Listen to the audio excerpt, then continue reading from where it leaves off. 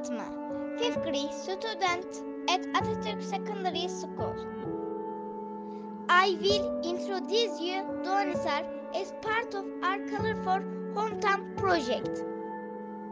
Doğanhisar, there are 24 neighborhoods in Doğanhisar and its population is 15,810. Nature of Doğanhisar is unique and its people are very helpful. It has a nature of scenery.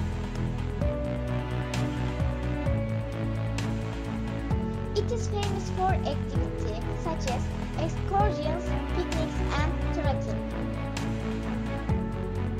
In order to reduce stress of intense and tiring winter months, especially in the springs, many guests from the surrounding provinces